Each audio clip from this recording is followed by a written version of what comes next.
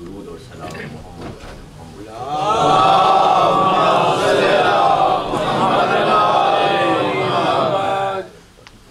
ہمارا اور تمام مسلمانوں کا مرکزی عقیدہ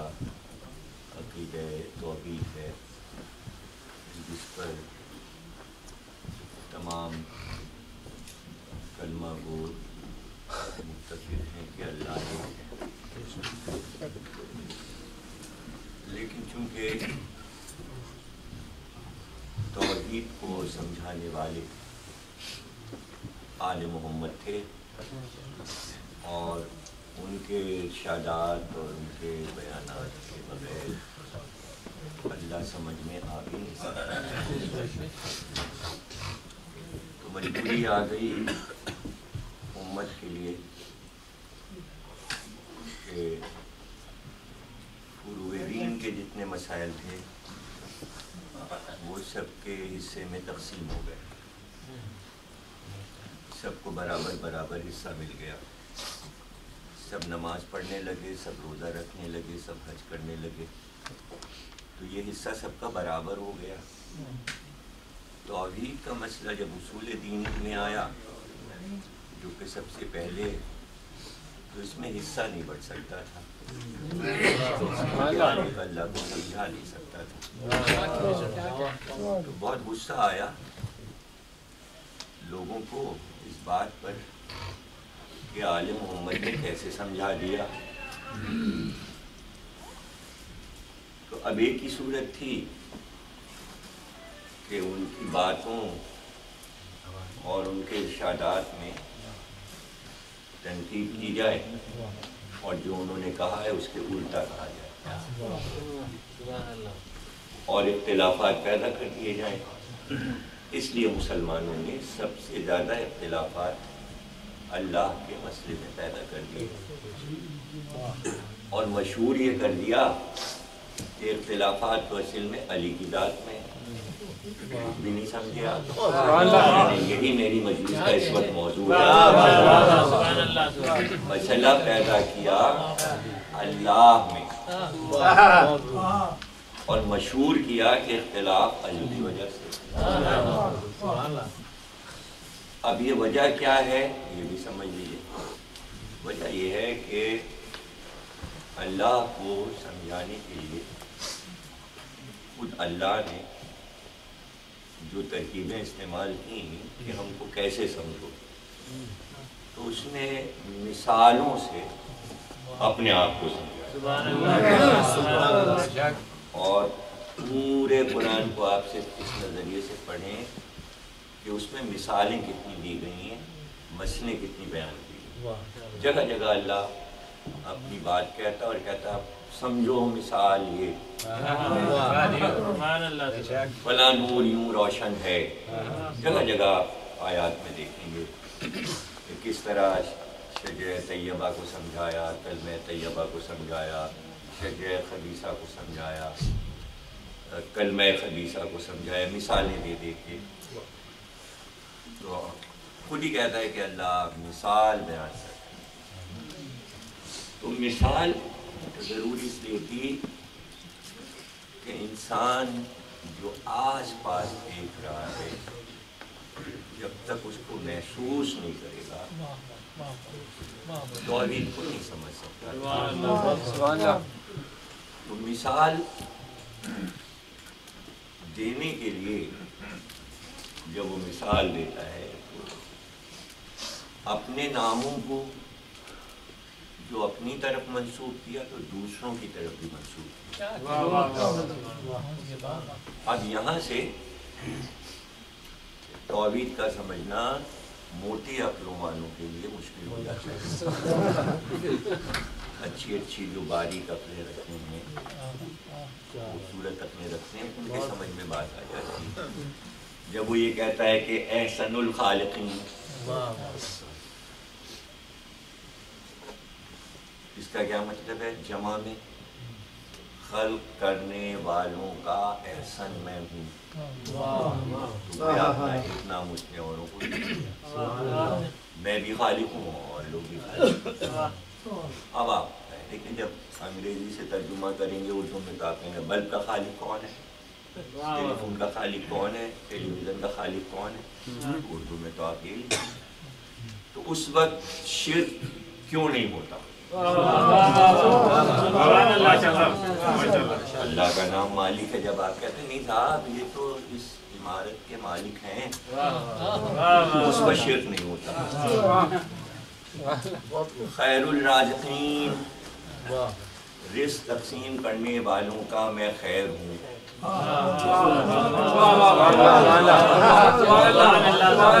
تو کتنے رازق بن گئے، کتنے رزاق بن گئے، وہاں شرک نہیں ہوتا۔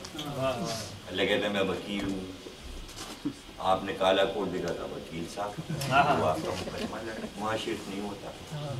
اللہ کہہ رہا ہے میں عالم، جس کو آپ نے کالا کپڑا پہن لگا آپ نے کہا یہ عالم صاحب، وہاں شرک نہیں ہوتا۔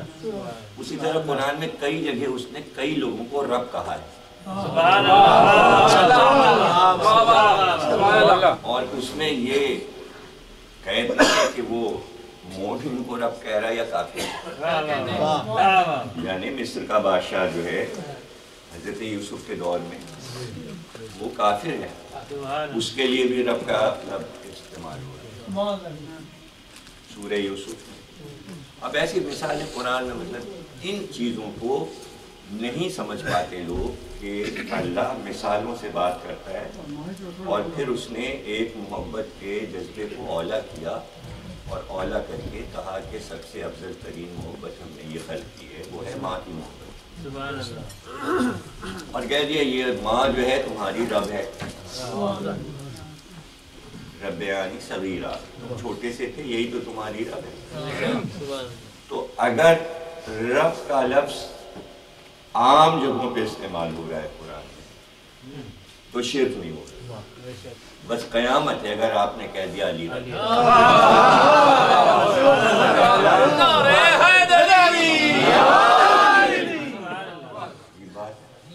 یہاں کوئی ٹیلی ویژن چل رہے ہیں جو کہے جاتے شیعہ ٹیلی ویژن، تو وہ کوئی تقریر میری کوئی ٹیلی ویژن رکھا تھا پچھلے سال، وہاں جواب ہے کہ نہیں انہوں نے ایک بار علی کو رب کہہ دیا تھا، ہم انہیں تقریر نہیں کروائیں گے، اب ابھی بھی کہہ دیا۔ کل کا پروگرام سنا یہ کہ لائیو آ رہا ہے کسی ٹیلی ویژن پہ، تو اگر کل میں نے رب کہہ دیا گئی تھی مجلس میں تو شاید وہ بند کر دیں، یعنی کیا کریں؟ تو یہ جہالتیں جو شیعوں میں پھیلی ہوئی ہیں اسے دور کرنا ضروری ہے کہ ہر چیز کو آپ لغت سے سمجھیں، فلسفے سے سمجھیں۔ قرآن کو اسی طرح سمجھایا گیا ہے، آیات کو کوئی لگے بندے اصول نہیں ہے کہ بس اس پہ چلنا ہے، مثالیں دی جاتی ہیں، مثالوں سے بات سمجھائی جاتی ہے، اور آل محمد کے مسئلے میں تو ہر مومن کو احتیاط کرنی چاہیے کہ ان سے بڑی ہستی اللہ کے بعد، رسول کے بعد کوئی ہے نہیں، اور ہمارے ہاتھ کے بنائے سے وہ اتنی عظیم ہستیاں نہیں بنے، بلکہ اللہ اور رسول کے حکم سے ہی سب کچھ آیا ہے اور ان کے بارے میں بیان ہوا ہے۔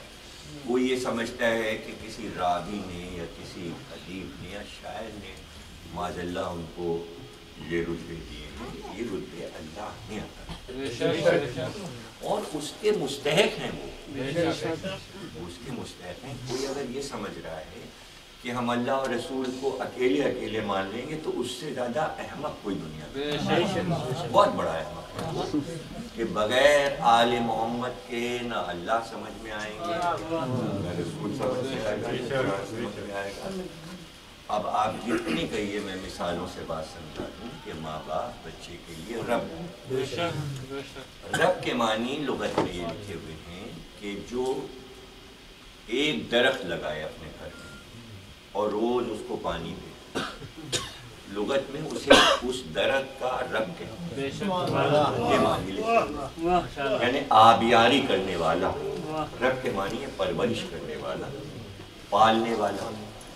اب پرورش بھی کئی طرح کی ہوتی ہے، جیسے درخت پال لیں، کھیت پال لیں، جانور پال لیں، بچہ پال لیں، تو وہ اس پرورش کی بنا پر وہ ٹائٹل پائے گا. اور یہ عربی کے قواعد میں یہ مثال اس لیے دی کہ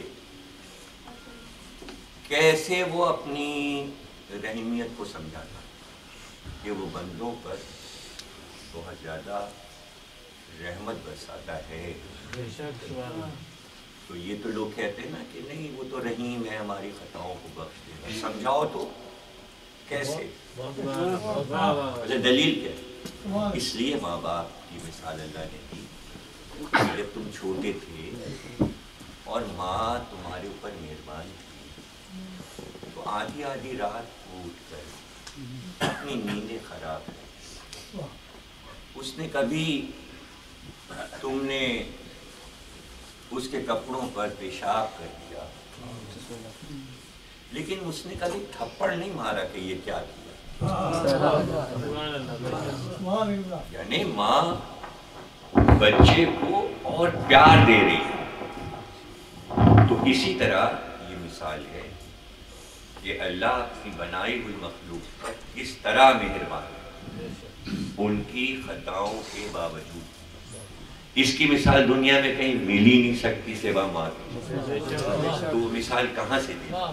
اور ماں کو اس نے بنایا, اور ماں کو بنایا تو اس کی ممتا کو بھی خلق کی.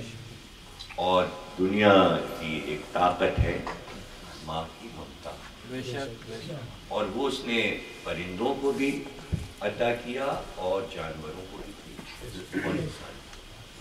اور سب میں برابر رکھا ہے, مشترک رکھا ہے اس جذبہ محبت کو. اور حق تو ظاہر ہے کہ پہلے تو ہم لوگ کتابوں میں پڑھتے تھے, لیکن اب مغرب کی اقوام اور ان کے دانشوروں نے سب کچھ آنکھوں سے دکھا دیا. آپ دیکھتے ہیں جنگلوں میں جانوروں کے مناظر وہ دکھاتے ہیں, تو جب کسی بھی جانور کے چھوٹے بچے پر چیتا یا شیر حملہ کرتا ہے تو اس کی ماں بچے کی حفاظت میں اپنی سینگوں سے اس بڑے درندے سے لڑتی ہے جس کو معلوم ہے کہ یہ ہمیں کھا جائے. تو بچے کی حفاظت میں وہ جان تک دے دیتی. اسی طرح بچہ بچہ ہے, یہ جانوروں میں ملتا ہے. ایسے ہی پرندوں میں یا کسی بھی چھوٹے بچے کو جو کسی پرندے کے پروں میں چھپا ہو اور ہاتھ پڑ جائے, تو کبوتر جیسا معصوم پرندہ بھی اپنے پروں کو بڑبڑا کے ٹوٹ مارتا, کابوک میں ہاتھ نہیں ڈالتا. کبوتری بچہ ہے میرا یہاں. تو اس جذبے کو اللہ نے رکھا ہے, جبھی تو آپ کو نظر آ رہا ہے. اور اس جذبے کو اتنا بڑا کیا کہ نبوت کا حصہ بنا دیا. نبوت کا حصہ بنا دیا کہ حضرت موسیٰ جانوروں کو چرانے جا رہے ہیں, اور ایک چٹپٹے کا شام کا وقت ہے اور لے کر واپس آ رہے ہیں, تو ایک بکری کا بچہ گلے سے نکل کے بھاگا جھنڈ میں سے اور پہاڑی کی طرف دوڑا. تو وہ انہوں نے اس کا پیچھا کیا اور ڈر گئے کہ کہیں وادی میں نہ گئے, اور اسے اٹھا کے گود میں اس سے باتیں کرنے لگے کہ آپ اس طرف آ گئے, اگر میرا خیال آپ کو نہیں تھا تو اپنا تو خیال کرتے. اگر آپ کسی وادی میں گر جاتے تو آپ کی ماں کا کیا حال ہوتا. یہ پیار کی باتیں بکری کے بچے سے کر رہے ہیں. تو اللہ نے وحی کی کہ آج ہم نے تمہیں نبوت عطا کی. تو یہ کتنے واقعات ہیں جو میں سناؤں, تو آپ سنتے سنتے تھک جائیں گے کہ اللہ نظر کتنی رکھتا ہے اپنے بندے پر کہ اس میں یہ جذبہ کب ابھر رہا. محمود غزنوی کے لیے کہ شکار کھیل کے ہرنی کے 2 بچوں کو پکڑ لیا اور گھوڑے پہ رکھ دیا,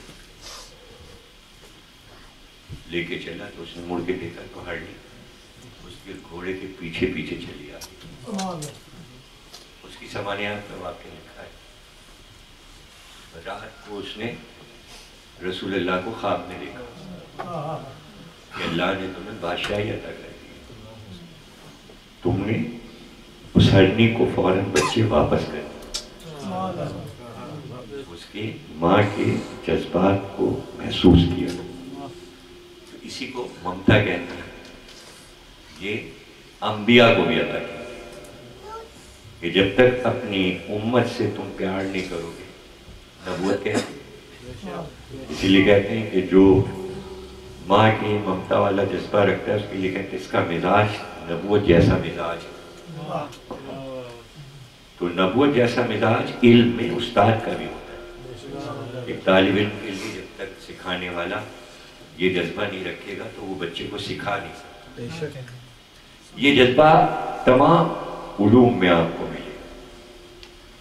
تو پرندوں میں بھی کہ جناب اشفاق، جناب زکریا کی زوجہ لاولت ہیں، کافی عمر ہو گئی اور وہ گھر کے صحن میں بیٹھ کے دیکھتی ہیں کہ ایک گھونسلے میں چڑیا آئی اور دانا اپنے چونچ میں لائی اور بچے کو بھرانے لگی. بچہ اس کا بول رہا ہے اور وہ اپنے پروں میں چھپا رہی. جب یہ منظر انہوں نے دیکھا تو اس وقت دعا کی، پروردگار کیا پیار ہے اس ماں کے دل میں اپنے بچے کے لیے، کاش میری بھی کوئی بیٹا ہوتا تو اسے میں یہ پیار عطا کرتا. اللہ نے دعا قبول کر لی اور کہا یہی جیسا بیٹا تمہیں عطا کرتا. آپ دیکھیے کہ زکریا کو تو بتا دیا گیا تھا کہ یہ بیٹا جو تمہیں مل رہا ہے یہ شہید کر دیا جائے گا، اور 3 دن تک گھر سے نہیں نکلے اور عبادت خانے میں نہیں آیا. شہادت کی خبر سن کے اتنا صدمہ ہوا. اس کے بعد پھر ان کے اوپر کاف آئی آئین 7 سورہ مریم کا ابتدائی حصہ جو آپ قرآن میں دیکھتے ہیں وہ ان پر اتارا گیا، اور پھر انہیں بتایا گیا کہ اپنے بیٹے کی شہادت کی خبر سن کے تم اتنا رنجیدہ ہوئے ہو، لیکن یہ بتاؤ کہ تمہارا بیٹا افضل ہے یا نبی آخر محمد کا بیٹا؟ تو زکریا نے کہا نہیں، نبی آخر کا بیٹا ہمارے لیے زیادہ افضل ہے.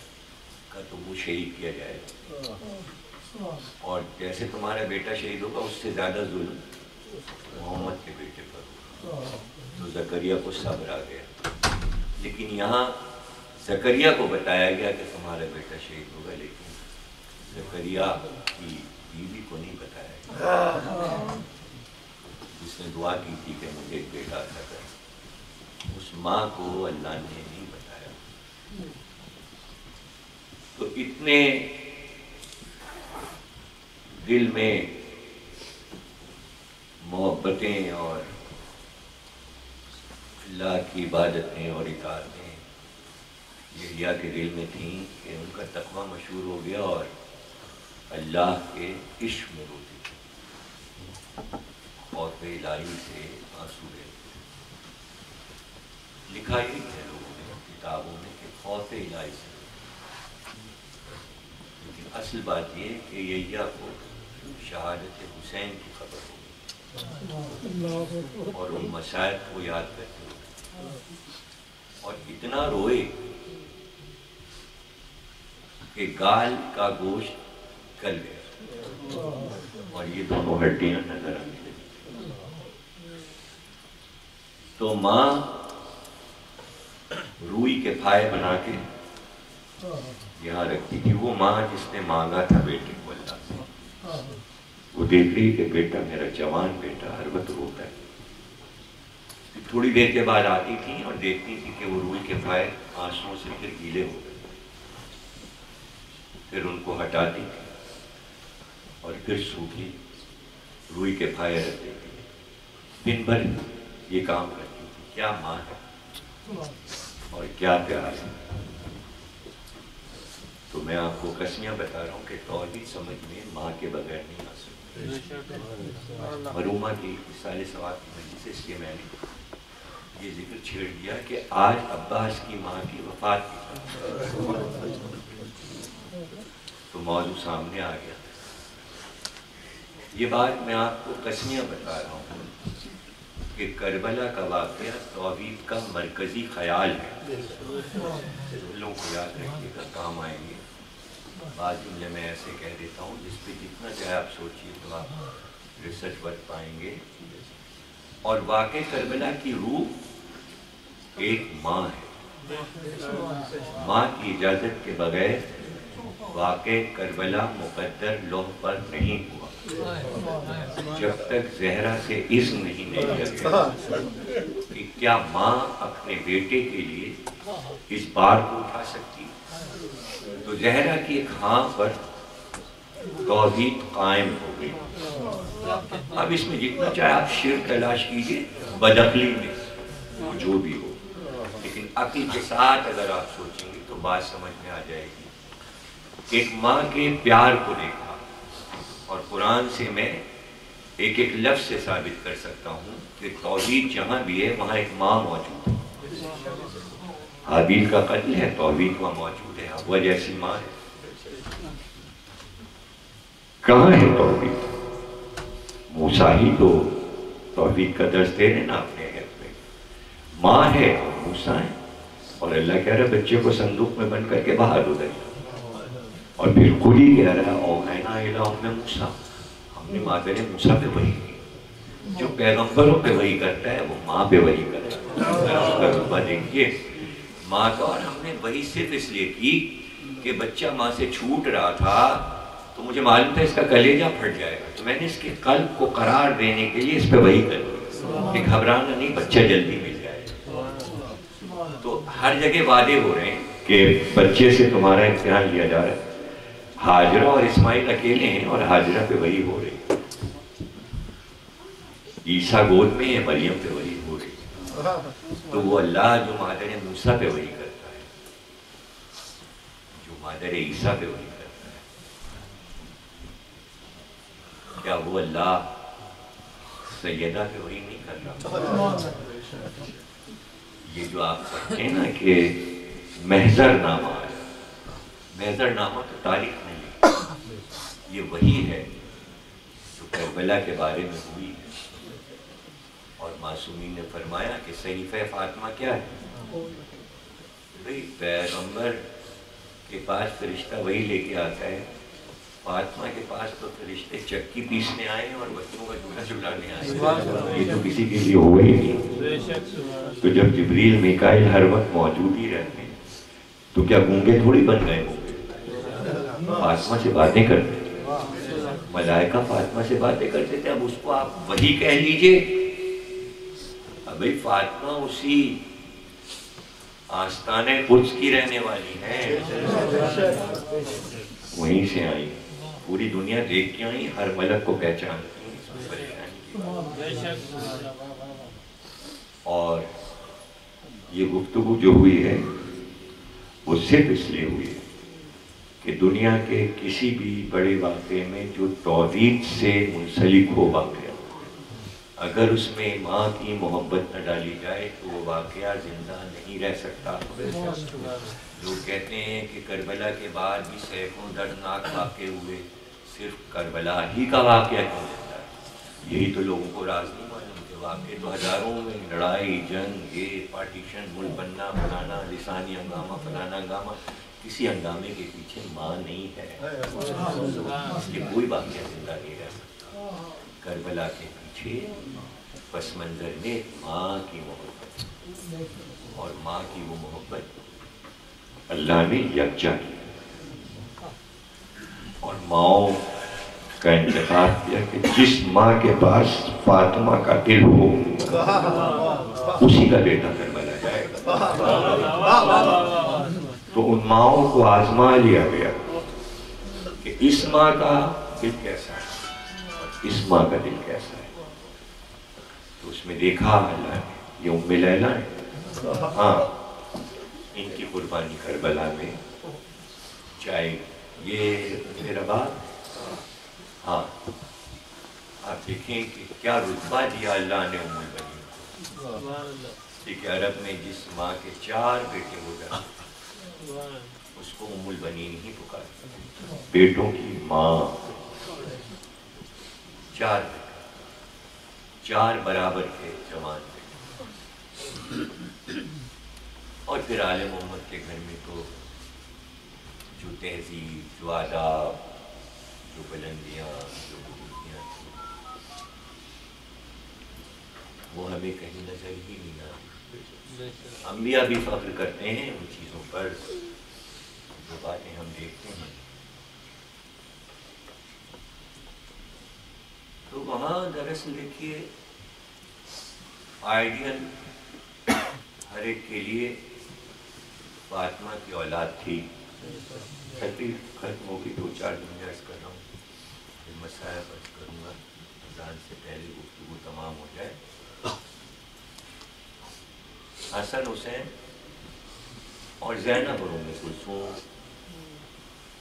تو ہر اولاد علی کی ان کی اطاعت میں، بیٹا ہو یا بیٹی، وہ یہ نہیں چاہتی تھی کہ ہمارا نام تاریخ میں نہ آئے، ہمارا نام بھی آئے۔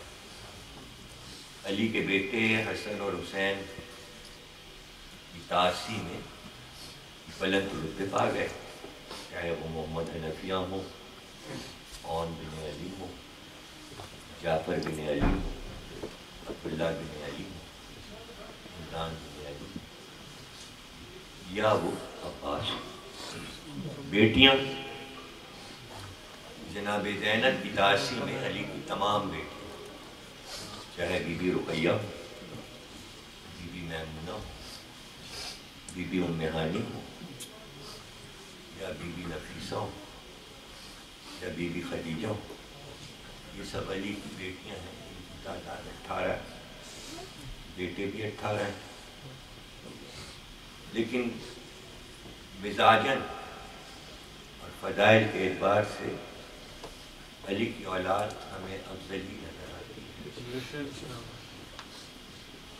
تو مائیں ایسی ملی کہ جہاں علی اعلان کرتے تھے کہ میں انتخاب کر رہا ہوں، تو ام البنین کا انتخاب ہوا۔ علم امامت سے جانتے ہیں کہ خاندان کتنا اعلیٰ ہے۔ ام البنین کے والد حزام اور حضرت ام البنین کے دادا جب رسول اللہ کے پاس آئے کلمہ پڑھنے، حضرت ام البنین کے دادا، تو رسول اللہ سے انہوں نے کہا کہ میں کلمہ تو پڑھوں گا لیکن ایک شرط کے ساتھ پڑھوں گا، وہ شرط پوری کریں گے آپ تو میں کلمہ پڑھوں گا۔ رسول اللہ نے کہا کیا شرط ہے آپ؟ کہا آپ یہ اعلان کیجئے کہ آپ کے بعد میں آپ کا نائب بنوں، اس لیے کہ میں قبیلہ بنی علاق کا سردار، میں اپنی سرداری کو برقرار رکھنا چاہتا ہوں کلمہ پڑھنے کے بعد۔ رسول اللہ نے کہا کہ دیکھیے یہ امر میرے اختیار میں نہیں ہے، یہ اللہ کے اختیار میں ہے، اور اللہ نے خود انتخاب کیا ہے کہ میرے بعد کون میرا وسیع اور ولی ہوگا، اور وہ یہ علی ہے۔ اور جب آپ کلمہ پڑھ لیں گے تو آپ کو اس کی ولایت پر بھی ایمان لانا ہوگا، تب آپ کا ایمان کامل ہوگا۔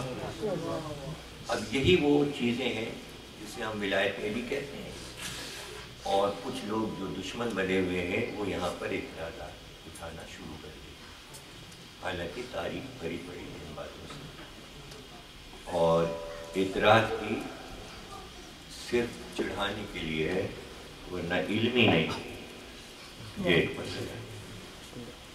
جناب حزام نے خواب کہ راستے میں گھوڑے پہ سوار جا رہے ہیں اور آسمان سے بوندیں ٹپک رہی ہیں، تو انہوں نے اپنا ہاتھ آسمان کی طرف اٹھایا تو ایک بوند ان کی ہتھیلی پہ گئی، انہوں نے غور سے دیکھا تو وہ بوند موتی بن گئی، انہوں نے مٹھی کو بند کر لیا، آگے بڑھے، ایک اور سوار گھوڑے پہ سوار سامنے آیا، اس نے کہا لاؤ میری امانت مجھے دے۔ ان کا آپ کون؟ کہا میں رسول اسلام ہوں محمد، تیرے پاس میری امانت۔ انہوں نے مٹھی کھول دی اور موتی سرکار کو پیش کیا۔ کہا حزام یہ موتی نہیں، اللہ تمہیں ایک بیٹی عطا کرے گا، اس کا نام فاطمہ ہوگا، اور وہ میرے بھائی علی کے پاس بیاہ کر آئے گی، پھر اللہ اس سے ایک بیٹا عطا کرے گا جو بعد حسین افضل ترین ہوگا،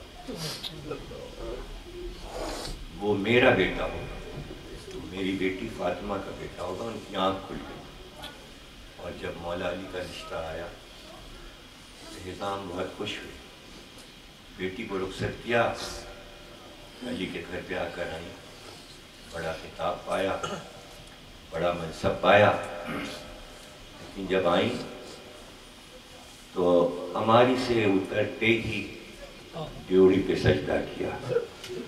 کنیزوں نے پوچھا تو کہا یہ زہرا کی ڈیوڑی ہے، یہاں سے ملائکہ آئے ہیں، یہاں سے وحی آئی ہے، میں نے ادب کیا ہے ڈیوڑی کا۔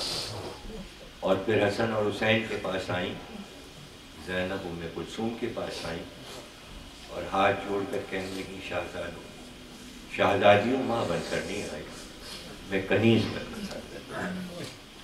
یہ آداب تھے اس گھر کے کہ جب عباس جوان ہوئے اور عباس کے بھائی جوان ہوئے تو ان اطاعتوں کا صلہ جو ملا ہے شاید دنیا میں کسی کو نہ ملا۔ حضرت زینب نے وہ محبت دی اور محبت کا وہ جواب دیا کہ مجھے کائنات میں کہیں اس کی مثال نہیں ملتی کہ جب عید کا دن آتا تھا تو حضرت زینب اپنی تمام بہنوں سے اور بھائیوں سے کہتی تھی کہ میری عید تو یہ ہے کہ میں عباس کو دیکھوں۔ مولا علی پردے کا اہتمام کراتے اور اماریوں پہ زینب اور ام کلثوم سوار ہو کر ام البنین کے گھر جایا کرتے۔ ام البنین کو معلوم تھا دروازے پر استقبال کے لیے کھڑی رہتی ہے کہ زینب آئیں، میری شہزادی آئی، دروازے پر استقبال کرتی، تلواریں کمر میں لگائے ہوئے بھائی تلواروں کے سائے میں بہنوں کو اپنے گھر لاتے تھے۔ جب عباس کو دیکھ لیتی کہتی آج میری عید، بہن کہتی تھی میری عید ہو گئی، میں نے اپنے بھائی کو دیکھا، تصویر کا آخری جملہ ادا کر رہا ہوں، عید ختم ہو گئی اور میں سمجھتا ہوں اس سے بڑے مسائل میرے لیے تو نہیں ہو سکتے کہ میں تو پڑھ بھی نہیں پاتا ہوں، کبھی کبھی پڑھتا ہوں اپنی کتاب ام البنین میں یہ سب کچھ میں نے لکھا ہے۔ جب زینب آ جاتی تو فوراً عباس مشق لے کر جاتے تھے اور کنویں سے تازہ پانی بھر کے لاتے تھے۔ شہزادیوں کو معلوم تھا کہ جب ہم اس گھر میں آتے ہیں تو عباس اپنے ہاتھ سے سب کو ٹھنڈا پانی پلاتے ہیں۔ یہی عید تھی، اسی کو آل محمد عید کہتے تھے۔ بس یہ سوچئے کہ کربلا کے بعد بھی تو ایک عید آئی، بس وہ سنا دوں میں ضرور کے لیے بھی دعا کروں۔ تو لوگ سوچ رہے تھے مدینے میں کہ آل محمد کیسے مناتے ہیں، کربلا کے بعد یہ پہلی عید آئی ہے، کیا ہوگا اور یہ عید کیسے منائی جائے گی۔ لیکن اسی طرح ام البنین دروازے پہ انتظار کر رہی تھی اور اسی طرح حضرت زینب تیاری کر رہی تھی کہ آج عید ہے اور مجھے وہیں جانا ہے اپنے بھائی عباس کے گھر۔ بس فرق یہ تھا کہ پہلے جو عید ہوتی تھی اس کا لباس کچھ اور تھا، آج البنین بھی سیاہ لباس پہنے تھیں اور زینب کی بہنیں اور तमाम बीवियां मातमी लिबास में थी। हमारी आई जनाब ज़ैनब सवार, जनाब उम्मे कुलसूम सवार, जनाब उम्मे लैला, जनाब रबाब और सब बीवियां उम्मुल बनीन के घर पहुंचे। अब आप खुद सोच सकते हैं कि क्या कोहराम होगा। जो घर जवानों से आबाद था वहां कोई भी खूबसूरत चेहरा नहीं दिखाई दे रहा था, सिर्फ बेबियां थी। तफसील में जाने की जरूरत नहीं, लेकिन जाहिर है कि जिस तरह इस्तेमाल करती थी जनाब उम्मुल बनीन, उसी तरह इस्तेमाल करेंगी। कहते हैं कि आगे बढ़ी और जनाब ज़ैनब के गले ही पड़े, गिरिया बुलंद हुआ, आंसू बरसने लगे। और ऐसे में हजरत उम्मुल बनीन ने कहा, शहजादी मुझे तो आज के दिन का इंतजार था कि आप तशरीफ लाएंगी, तो सिर्फ एक बात मुझे पूछनी थी जो न मैंने रोज़े रसूल पे पूछी। जब मैं आपके घर गई तो वहां भी नहीं पूछा। मैंने वो सवाल आज के लिए रखा था कि शहजादी मेरे घर आएंगी तो मैं ये सवाल पूछूंगी। जनाब ज़ैनब भी रोने लगी और फिर उम्मुल बनीन ने कहा, बीबी मैंने ये सुना है कि जिसके हाथ होते हैं तो अगर कभी गिर पड़ता है तो अपने हाथों का सहारा ले। मैं आपसे ये पूछना चाहती हूँ, मेरा अब्बास जब घोड़े से गिरा तो उसने जमीन पर गिरते हुए सहारा कैसे?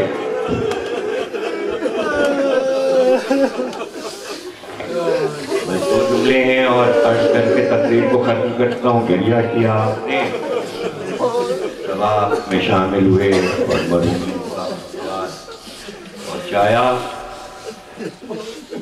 मैं नहीं बयान कर सकता कि हजरत ज़ैनब ने जो जवाब दिया, क्या वो जवाब एक बहन बयान कर सकती है और एक माँ सुन सकती है? कहा, मादर गिरामी अब्बास का सर तो पास पास।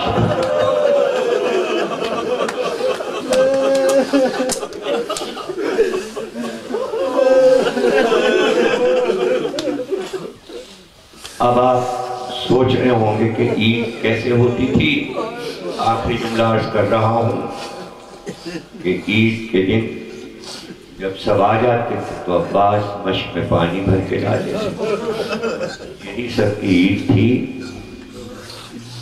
अब आप सोचिए कि जब वो लम्हा आया होगा तो सबकी नजरें दरवाजे पर होंगी कि यहाँ से अब्बास आते थे, मश्क कांधे पर रखकर और अपने हाथ से कूलों में पानी भर कर सबको पिलाते थे। तो कितना कोहराम हुआ होगा, कितना गिरिया हुआ होगा। कहते हैं कि एक बार करता था और अब्बास का छोटा बेटा फजल कांधे पर मस्तक के हुए दाखिल हुआ और कूजे में पानी भर भर के, फूफी अम्मा चचा तो नहीं है, बाबा तो नहीं है, चचा हुसैन नहीं है, मेरे हाथ से पानी।